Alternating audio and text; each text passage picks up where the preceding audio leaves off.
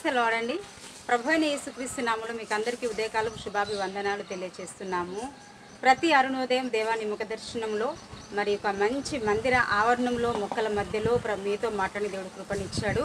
మనకంటూ మరి ఎలాంటి అవైలబుల్స్ గొప్ప పరికరాలు ఏవి లేవు, కానీ దేవుడి వాక్య సందేశం ఏదో రీతిగా దేవుని రాజ్యము ప్రకటించబడాలనే ఉద్దేశంతో మీ ముందుకు రావడం జరిగింది.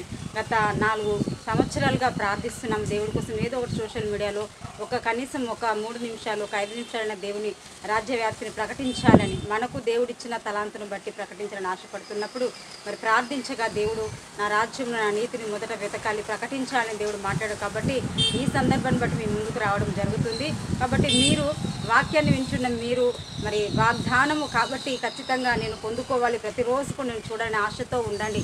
ఒక ఇష్టమైన వ్యక్తి మాట్లాడినప్పుడు ఒక చిన్న మెసేజ్, చిన్న ఫోన్ కాల్ చూసినప్పుడు ఎంత సంతోషం వస్తుందో, వాక్య సందేశం కోసం మనం ఆ విధంగా ఎదురు చూడాలి. ఎందుకంటే మాట్లాడేవారు దేవుడే ఉంటున్నారు, మనల్ని నిర్మించిన సృష్టికర్త ఉంటున్నారు. కాబట్టి ఈరోజు కావాల్సిన లేఖను బాగా మనం చూద్దామండి. యెషయా గ్రంథం 60:4 కనులెత్తి చుట్టూ చూడుము, వీరందరూ కూడుకొని నీ యుద్ధకు వచ్చుచున్నారు. నీ కుమారులు దూరం నుండి వచ్చుచున్నారు, నీ కుమార్తెలు చంకన ఎత్తబడి వచ్చుచున్నారు. ఆమేన్, హల్లెలూయా.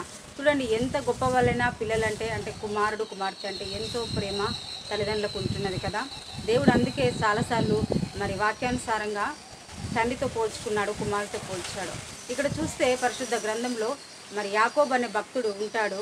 అతని యొక్క కుమారులు 12 మంది కుమారులలో యోసేపు బానిసగా ఒక పరాయి దేశంలో ఎలాంటి ఎవరు ఒక వ్యక్తి పరిచయం లేని పరిస్థితిలో యోసేపు గారు బానిసగా వెళ్ళిపోతారు.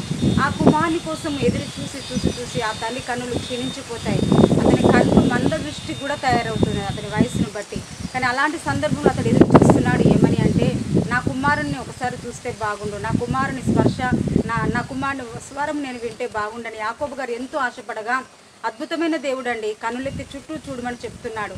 మన దృష్టి మాంద్యంగా ఉన్నా, మనకు దృష్టి లోపం ఉన్నా, లేక మన పరిస్థితి, మనకున్న ఆ యొక్క చిన్న సిచ్యువేషన్, చిన్న కుంచితమైన మన యొక్క స్వభావాన్ని బట్టి మనం చూడలేకపోయినా ప్రభు తెలియజేస్తున్నాడు, మరి కన్నులెత్తి చుట్టూ చూడాలి. నీవు మరి ఎవరి వైపు చూడాలి? దేవుడి వైపే చూడాలి.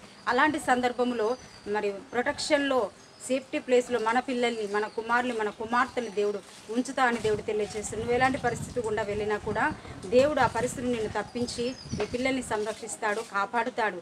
దేవుని యొద్దనే ఈ భూలోకంలో స్వస్థత, రక్షణ, ఆశీర్వాదం ఉన్నది.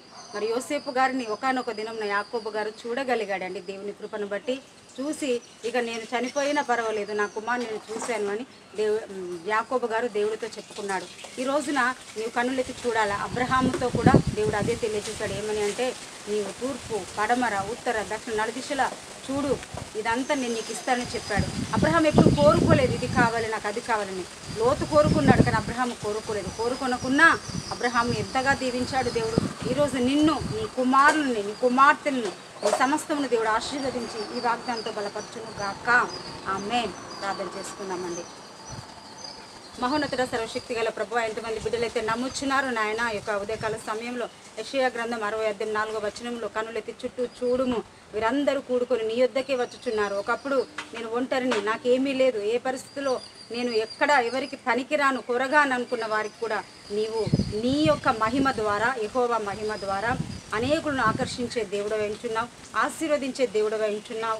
ఇదిగో సంపదను, ఆశీర్వాదం, దీవెన ఇచ్చే దేవుడవై ఉంటున్నావు. కుమారులను, కుమార్తెను అయా చంకనెత్తబడి ఆశీర్వదించే దేవుడవై ఉంటున్నావు. కృప చూపెట్టి వీళ్ళందరినీ ఆశ్రయించి మహిమ తెచ్చుకోమని యేసుక్రీస్తు నామములో ప్రార్థిస్తున్నాము తండ్రి. ఆమేన్.